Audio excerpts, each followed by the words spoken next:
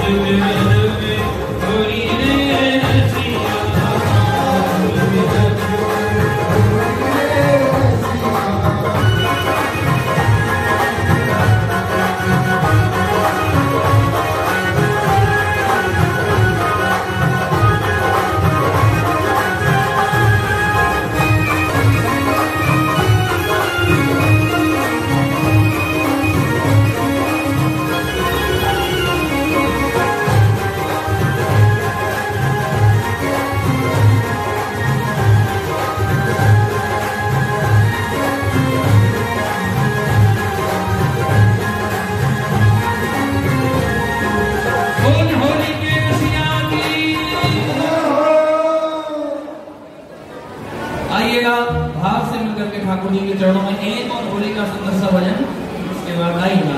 भक्तों ने कहा मिलकर के सभी भक्त अपने स्थान पर खड़े होकर के नाचेंगे, धक्का मुक्की नहीं करेंगे। आइए भाव से मिलकर के भैया ब्रज के होली के रसिया बड़े को तो है कोई आपको तो है जाना चाहिए, आपको ब्याह होना चाहिए। ब्याह हम पंडित जी कहने लगे कि मैया या कि इतने ब्याह होंगे, इतने ब्याह होंगे, इतने ब्याह होंगे, इतने ब्याह होंगे। मैया कहने लगी कितने ब्याह होंगे, अभी तो एक ना हुआ। पंडित जी कहने लगे जितने मैंने इतने इतने इतने कही ना उतने 1000 मान लो, यानी कि 16 बार मैंने जैसे इतने इतने कही है तो 16,000 और एक और इतने 108, यानी कि 16,108 होंगे कन्हैया के विवाह। मैया कहने लगी अभी तो एक और भोगना आई है, जाने कैसे 16,108 होंगे। तो श्री सुखदेव जी कहते हैं कि राजा परीक्षित, आज भगवान के मन में इच्छा हुई कि हमें भी विवाह करना है। तो इधर विदर्भ देश के राजा थे, उनकी पुत्री का नाम था रुक्मणी और उनके भीष्मक जो थे वो विदर्भ देश के राजा थे और उनकी पुत्री का नाम था रुक्मणी और उनके बड़े पुत्र का नाम था रुक्मी। रुक्मणी मैया सदैव संतों से, महात्माओं से भगवान श्री कृष्ण की चर्चा को सुनती थी। हृदय में सदैव भगवान श्री कृष्ण की कथाओं का रस भरा हुआ था। तो रुक्मिणी मैया ने बचपन से ही श्री कृष्ण भगवान को अपना पति मान लिया। अब तन मन धन से रुक्मिणी मैया भगवान श्री कृष्ण को अपना पति मानने लगी। अब इधर शिशुपाल जो था वो रुक्मिणी जी का, रुक्मिणी के बड़े भाई का मित्र। शोक सदैव भूतकाल का होता है, शोक सदैव पास्ट का होता है कि नहीं? भविष्य का भी शोक होता है क्या? शोक किसका होता है? भूतकाल का होता है, पास्ट का होता है। और मोह किससे होता है? मोह सदैव वर्तमान से होता है, प्रेजेंट से होता है। जो हमारे पास है वो कहीं चला न जाए, जो हमारे पास है वो कोई छीन न ले, जो हमारे पास है वो मुझसे छूट न जाए। मोह किसका होता है? सदैव वर्तमान का होता है, प्रेजेंट का होता है। और भय किसका होता है? भय सदैव भविष्य का होता है, फ्यूचर का होता है। पता नहीं आगे क्या होगा, पता नहीं इसके भाग्य में क्या लिखा, पता नहीं बुढ़ापा हमारा कैसा कटेगा। शादी करने जाते हैं लड़के लड़की, लड़की विवाह, उसकी लाइफ सुधर गई। समझ में आया? ये तीन चीजें नष्ट होती हैं। किसी ने पूछा कि नष्ट ही होती है, कुछ मिलता भी है, कुछ उत्पन्न भी होता है कि केवल नष्ट ही होता है भागवत से? बोले नहीं, बहुत कीमती चीज मिलती है, मणि मिलती है। मणि जानते हो? देखो, दीपक और मणि में बहुत अंतर होता है। दीपक भी प्रकाश करता है और मणि भी प्रकाश करती है। दोनों प्रकाश करते हैं कि नहीं? लाइट करते हैं दोनों, दीपक भी और मणि भी।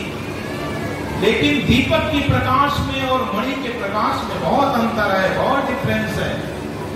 दीपक का जो प्रकाश है वो बहुत थोड़ा होता है। हवा का यदि झोंका आ जाए तो दीपक बुझ भी जाता है। लेकिन मणि का प्रकाश कैसा है? बहुत दूर तक मणि का प्रकाश जाता है। चाहे आंधी आए, चाहे तूफान आए, लेकिन मणि का प्रकाश कभी बुझता नहीं। और वो मणि पता है कौन सी है? वो स्वामी तुलसीदास जी रामचरितमानस में बताते हैं, राम। और जो मानव ने पुरंजनी से विवाह किया और जो 9 दरवाजे वाली जो पुरी थी नगर वाली, वो क्या थी? मानव योनि, मानव शरीर। और जो पुरंजनी थी वो क्या है? हमारी बुद्धि। जैसी हमारी बुद्धि कहती है हम वैसा ही करते हैं। बुद्धि ने कहा चलो भैया बहुत बढ़िया कथा हो रही है, चलो कथा सुन करके आते हैं। कथा में आए, देखा अरे भैया यहाँ तो भजन नहीं हो रहे, कथा ही कथा हो रही है, चलो वापसी चलते करते, तो वापसी चले गए। मती ने कहा कि चलो ठुमका लगा लेते, अच्छा भजन हो रहा है, तो हमने ठुमका लगा लिया। यानी कि पुरंजन हम हैं और हमारी मति है पुरंजनी। जैसा बुद्धि कहती है हम वैसा ही करते हैं। और चंडवेग कौन है? काल। और ये जो प्रज्वल था वो क्या है? बुखार। और जरा जानते हैं क्या है? जो कुरूप थी, जिसे कोई पसंद नहीं करता था, वो पता है कौन है? जरा है बुढ़ापा। बुढ़ापा कोई चाहता है कि किसी पे बुढ़ापा आए, इसलिए जरा को कोई पसंद नहीं करता। जरा जब हमारे पास आती है तो हमें बहुत सारे संकेत देती है। जरा जब आती है तो पहला संकेत हमें देती है कि बालों का सफेद हो जाना। जब बुढ़ापा आ जाता है तो भगवान कहते हैं जा जरा जरा तो इसे समझा के आ, शायद इसकी मति ठीक हो जाए। तो सबसे पहला जरा क्या करती है? पहली घंटी बजाती है। और पहली घंटी क्या होती है? बाल सफेद हो जाते हैं। पर मानव इतना चतुर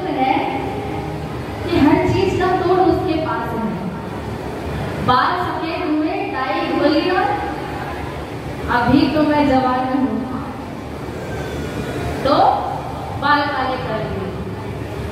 अब भगवान ने कहा जरा तेरी ये युक्ति तो फेल हो गई, मानव बहुत चतुर है, तू अपनी दूसरी युक्ति यूज कर। तो जरा ने अपनी दूसरी घंटी बजाई। दूसरी घंटी क्या बजाई? अब दांत नहीं है कि आपको तो भजन कर ले, पर नहीं, मानव बहुत चालाक है। दांत नहीं है तो क्या हुआ, आजकल तो अमेज़न पे ऐसे जैक आ रहे हैं, बिल्कुल ऐसा लगता है बिल्कुल असली दांत है। मानव हर चीज का तोड़ जाता है, नकली दांत लगा लेता है। उसे ये फीलिंग ही नहीं आती कि मैं अभी बुढ़ा हो गया हूँ, उसे लगता है अभी तो मैं जवान हूँ। मैं विवाह करना चाहती हूँ पर मुझसे कोई विवाह नहीं करता। चंडवेद ने कहा एक काम करता हूँ, मैं तुझे अपनी बहन बना लेता हूँ। मेरा एक छोटा भाई है प्रज्वल, और हमारे यहाँ 360 गंधर्व हैं और 360 गंधर्वियां हैं। तुझसे कोई विवाह नहीं करता मत करे, पर ये जो हमारे गंधर्व हैं, तू चाहे तो इनसे किसी से भी विवाह कर ले। अब जैसे ये कहा तो एक बार क्या हुआ, जरा पहुंची वहां जहां पुरंजन रहता था। अब पुरंजन को देख करके जरा के मन में बड़ी इच्छा हुई कि मैं इससे विवाह करूं, और जरा पुरंजन के पास चली गई और उसके साथ कहने लगी मुझे तुम्हारे साथ विवाह करना है। पुरंजन कहने लगा भैया मैं विवाह नहीं कर सकता, मैं विवाहित हूँ, मैं तुमसे विवाह कैसे कर सकता हूँ। पर चंडवेद और प्रज्वल ने उनका विवाह जरा से करा दिया। अब उस समय पुरंजन जो था पुरंजनी के बारे में ही सोच रहा था। उसकी मति में ये था कि मेरी पुरंजनी का क्या होगा, मैं तो उससे इतना प्रेम करता हूँ। उसी का ध्यान करते करते पुरंजन जो था वो मर गया, उसने अपने देह त्याग दी। और हमारे शास्त्र कहते हैं कि अंतमति सो गति। अंत समय में आप जिसका चिंतन करते हैं अगला जन्म आपको उसी का मिलता है। पुरंजनी का चिंतन करते करते मरा तो अगला जन्म उसे किसका मिला? स्त्री का। अब स्त्री का जन्म मिला, मलयध्वज नाम के एक व्यक्ति से उसका विवाह हुआ। विवाह के कुछ समय बाद वह मलयध्वज मर गया। तो अब क्या था, जो पुरंजन स्त्री रूप में आया था वह मलयध्वज के साथ सती होने जा रहा है। जब सती हो, और आज तुम सती होने जा रहे हो। अब जो स्त्री रूप में पुरंजन था वो कहने लगा कि तुम्हें शर्म नहीं आती, एक पतिव्रता स्त्री को जो कि अपने पति के साथ सती होने जा रही है उसको तुम अपना मित्र कह रहे हो? कौन सा मित्र? मैं तुम्हारा मित्र नहीं हूं। जैसे ये कहा तो अब विज्ञान ने याद दिलाया, अरे भैया तू पूर्व जन्म में पुरुष था और तू मेरा सखा था, तूने कहा था कि मैं कुछ घूमने के लिए कहीं जा रहा हूं तो वापसी नहीं आया। वो जन्म तुमने ऐसे बिता दिया, दूसरे जन्म में स्त्री बना, तू दोबारा सती होने जा रहा है। जब ये कथा नारद जी ने प्राचीन मुनि को सुनाई तो उनसे पूछा कि तुम्हें कुछ समझ में आया? तो पता प्राचीन मुनि ने कहा क्या, कि कथा तो हमें बहुत अच्छी लगी पर हमें इसका जो आप समझाना चाहते हैं वो हमें समझ में नहीं आया। तब नारद जी ने कहा ठीक है, तो मैं तुम्हें एक एक चीज इसकी बताता हूँ कि वो क्या था। जो अविज्ञात था वो कौन था? परमात्मा। वो पूजा करते हो, पाठ करते हो, बहुत अच्छे कर्मकांडी हो, पर तुम जो ये पशुओं की हत्या कर रहे हो, एक बार नजर उठाकर के आसमान में देखो। तो उन्होंने देखा कि जितनी भी उन्होंने बलि दी है वो सारे जानवर ऐसे देख रहे हैं कि तू ऊपर आ, हम तुझे देखते हैं, हम तेरी बलि चढ़ाएंगे। तुम्हें बड़े ही डर गए। वो कहने लगे नारद जी इससे बचने का कुछ तो उपाय होगा। तब उन्होंने कहा कि मैं तुम्हें एक कथा सुनाता हूँ। तो आइए हम लोग भी उस कथा को बड़े ध्यान से सुनना। अगर ध्यान से नहीं सुनोगे ना तो समझ में नहीं आएगी कहाँ शुरू हुई कहाँ खत्म हुई और इससे हमें क्या शिक्षा मिलती है। तो इस कथा को कहते हैं पुरंजनो उपाख्यान। नारद जी ने कहा कि दो सखा थे,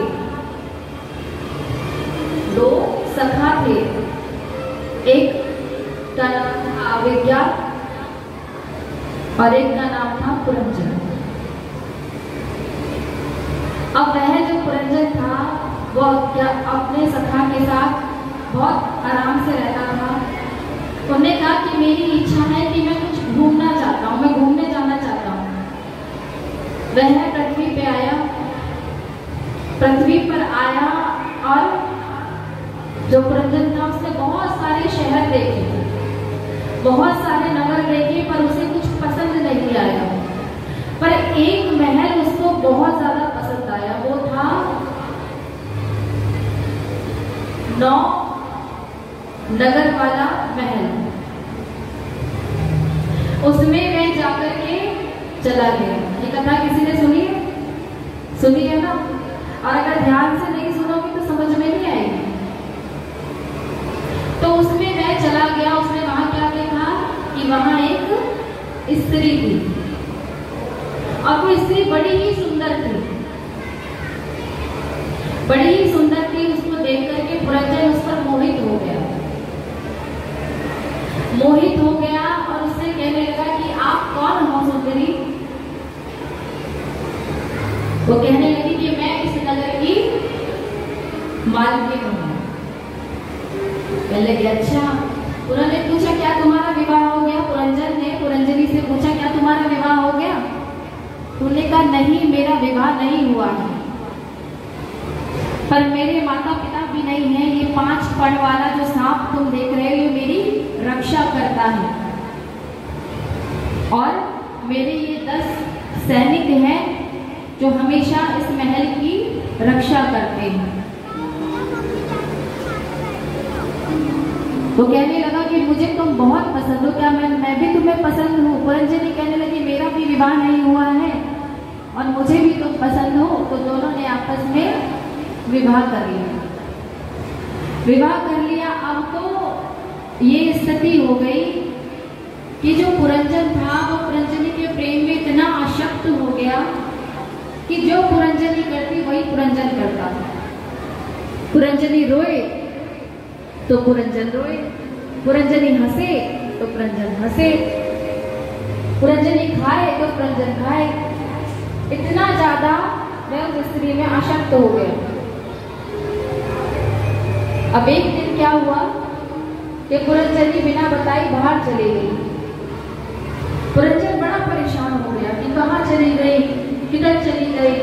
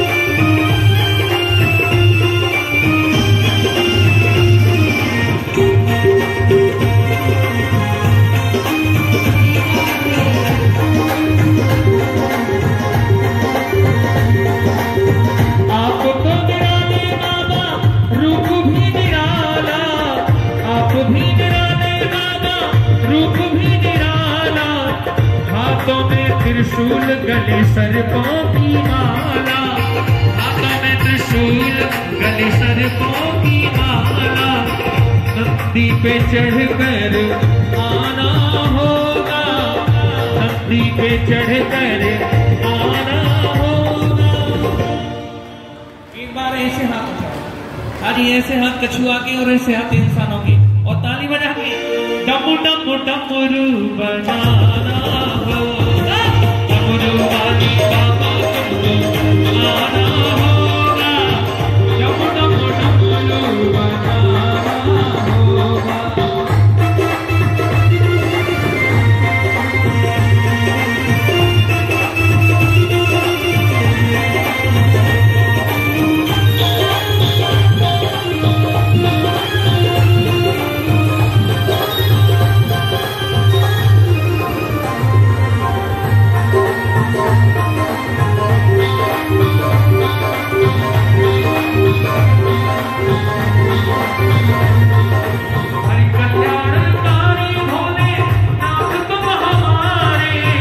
दुख हो या सुख हम सबके सहारे, सैया को पार लगाना होगा, सैया को पार लगाना। तो एक पुतला सा बना देते हैं, तो एक काम करो, इसे वहीं पे बैठा, कोई जानवर आकर के फसल खराब ना करे। अब भरत जी, जड़ भरत जी वहां पे अपनी फसल की रखवाली के लिए बैठे हैं, पर रखवाली तो क्या कर रहे हैं, वो क्या कह रहे हैं, आइए हम भी कहते हैं। जड़ भरत जी कहने लगे, राम जी की चिड़िया